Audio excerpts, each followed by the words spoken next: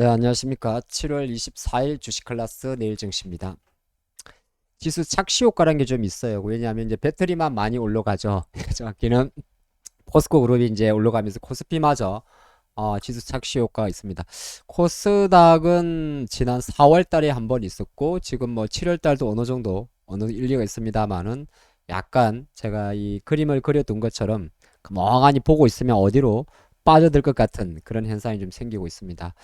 그리고 원데이 원 호재는 말은 뭐냐면 매일 뭐 하나 이상의 호재가 계속 좀 나오고 있죠. K배터리에 관한 이야기인데 지수 착시 효과는 다른 게 아니고 지수를 놓고 봤을 때 코스피 지수인데 뭐 어떻게 보게 되면 약간 완전 디커플링이 나오고 있죠. 우리는 예를 들어서 글로벌 증시, 일본 증시나 또는 미국, 중국 증시를 바라볼 때는 우리나라 증시가 상당히 강합니다. 미국과 비교해도 마찬가지가 되는 거고요. 물론 증시가 똑같이 움직이란 법은 없어요. 굳이 뭐 유가가 환율이 올랐다고 해서 장이 빠지란 법은 없어요. 하지만 전체적인 흐름 자체는 어느 정도 상당히 강한 흐름인데 이제 이 지수를 놓고 보면 다른 종목들은 조금 억울하죠. 뭐 코스닥도 마찬가지입니다. 철저하게 이제 수급이 쏠림이 좀 심한데 이건 아시겠지만은 코스닥에서 있던 것 같은 경우 우리가 좀 익숙해져 있어요. 뭐 에코프로 BM이나 에코프로 또는 최근에 포스코 DX 이렇게 익숙해져 있습니다. WCP 2차 전지로 대변되는. 근데 이게 이제 계속 올라가니까 너무 세게 올라가니까 셀트리온이나 뭐 예를 들어 JYP라든지 펄어비스 같은 경우가 힘을 못 쓰는 거죠.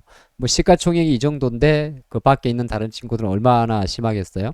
자, 코스피 쪽 같은 경우를 놓고 보면 역시나 어떻게 보게 되면 LG엔솔 같은 경우도 그냥 같이 움직이는 것도 없잖아 있습니다. 물론 포스코 홀딩스의 가장 임사이트가 가장 크겠죠. 근데 포스코는 다행스러운 걸 뭐냐 하면은 지금 에코프로 같은 경우는 사실 실적적인 측면에서 연간 물론 뭐 앞으로는 좋아지지만은 캐치업 마크를 조금 던져줬다 볼 수가 있는데 에코프로 BM도 마찬가지고 근데 포스코홀딩스 같은 경우는 일단 영업이익 기준으로도 다시 1조 원대를 회복을 했고 아시겠지만은 퓨처엠 같은 경우는 회사는 뭐가 중요한 거냐면 포스코홀딩스와 퓨처엠의 차이점과 비슷한 점이 있는데 차이점은 뭐냐면은 퓨처엠은 양극재, 음극재를 만들기 때문에 압도적으로 매출의 증가가 나와야 됩니다. 이게 바로 고속 성장주의 특징이죠. 뭐 오늘도 이제 요 실적이 나오면서 이쪽엔 어느 정도 다른 여타 지금까지 실적을 발표했던 기업들보다는 조금 더 인사이트가 있게 올라오다 보니까 뭐 관련 6개 기업 모두 다 오버슈팅? 글쎄요. 약간 단기적으로 약간 오버슈팅의 흔적력이 있습니다.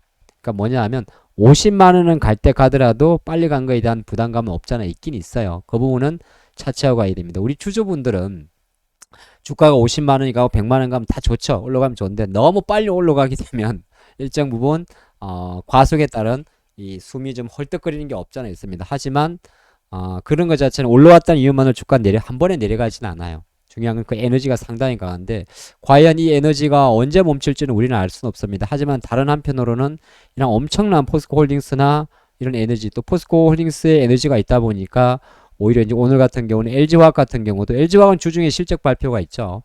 상당히 좋은 힘이 들어왔는데 연일 호재라고 했으니까 이렇게 보게 되면 착시효과 이야기는 여기까지 할게요. 그래서 한 가지 또 중요한 건 뭐냐면 그렇다고 하면 이 친구들이 만약에 좀 주춤된다고 갑자기 네이버 카카오라든지 현대차가 팍 올라오느냐 그렇지는 않습니다. 그건 확실히 중요한 거예요. 대장주가 빠진다고 해서 상대적으로 바로 올라오진 않아요. 대장주가 빠지면 지수가 빠져버려요. 그렇기 때문에 우리가 내가 포스코 그룹이든 배터리를 갖고 있든 갖고 있지 않든 갖고 있지 않은 상태에서 다른 종목을 보더라도 계속 이쪽 섹터는 봐야 되는 겁니다. 이게 바로 시장인데요. 원데이 원 호재는 바로 이겁니다. 오늘 또 삼성 SDI하고 미국의 스텔란티스하고 합작 법인이 스타플러스 에너지인데 이 공장을 또 건설한다고 했죠. 하기 위해서 MOU를 작성을 했습니다. 1공장 그러면서 두 가지를 나눴는데 이 공장은 2027년 정도 가동을 목표로 하고 있고 생산 캐파는 34기가와트시 정도가 예상이 됩니다. 그러면서 한 가지 더 기존 1공장 같은 경우도 생산 능력을 23에서 33기가와트시로 확대를 했으니까 근데 이거는 일단 27년이 아니라 2년 빠른 25년도 1분기에 가동을 목표로 합니다. 그러면 1공장과 2공장을 합쳤을 경우에는 거의 67기가와트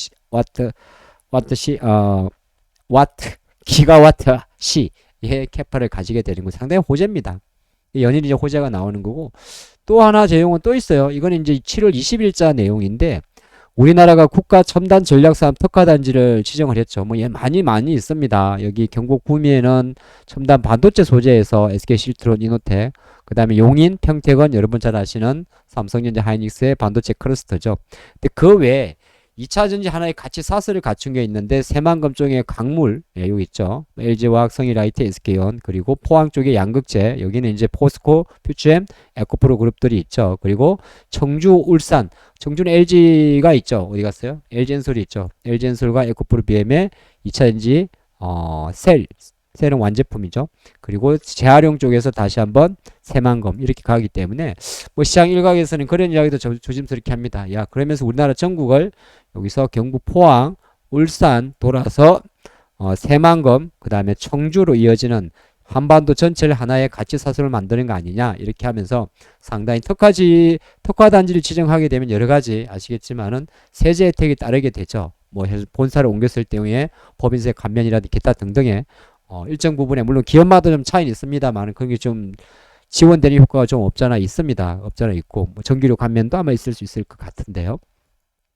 그리고 또 하나 또 호재가 나왔어요. 제가 오늘은 이 착시효까지만은 요 이야기를 붙이다 보니까 한번 SDI가 추가 합작 법인 설립해서 투자하는 거, 국가 전략 산업 특화단지 조성된 거, 그 다음에 우리가 가장 중요한 게 배터리 광물의 안정적 수급 조달이죠.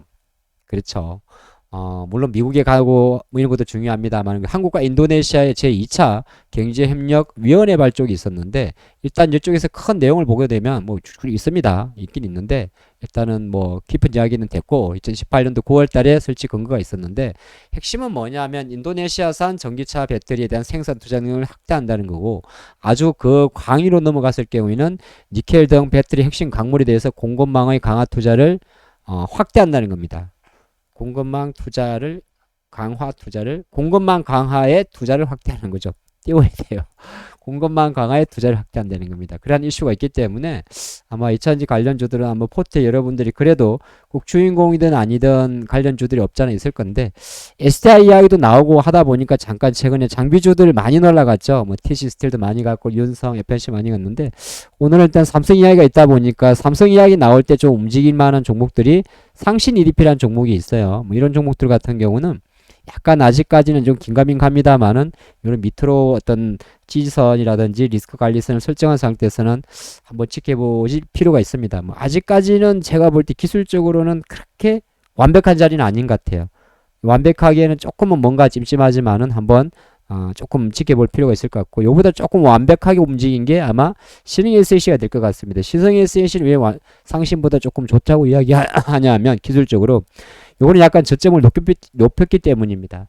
저점을 높인 친구와 높이지 않은 친구의 힘 자체는 높인 친구가 조금 더 좋겠죠. 이게 이제 신흥 SAC의 그림이고 또 하나 조금 더 보면 CIS라는 기업도 있습니다. 이 회사는 이제 전극 공정에 들어가는 반도체 장비 회사인데 배터리 장비 회사인데 어떻게 보게 되면 얘는 또 중간 정도의 그림입니다. 잘 다시 보면 상신 EDP가 제가 생각할 때는 세계 중에서는 그림이 꼬랑지고 꼬랑지란 말이 3위 그리고 이 세 개만 놓고 봤을 때 신흥 SAC가 1위 그리고 CIS가 중간 이렇게 될 수가 있습니다. 물론 보는 관점에 따라 좀 다른데 CIS는 또 하필이면 여기에 그게 있거든요.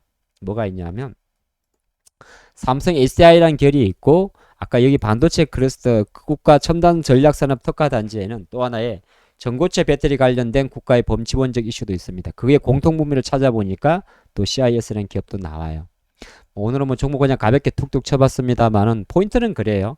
지수의 착시 효과도 시장의 하나라는 것이고 또 하나가 지수의 착시 효과가 만들어낸 시장이라서 의외로 이 종목이 아닌 종목들의 극한 약세는 좀 가슴 아픈 이제 그걸 갖고 있는 포지션 입장에서는 상당히 생각보다 5 정도만 빠져야 되는데 7 정도가 빠지는 그런 현상이 좀 진행되고 있다. 이렇게 보겠습니다. 현상에 대한 정리군요.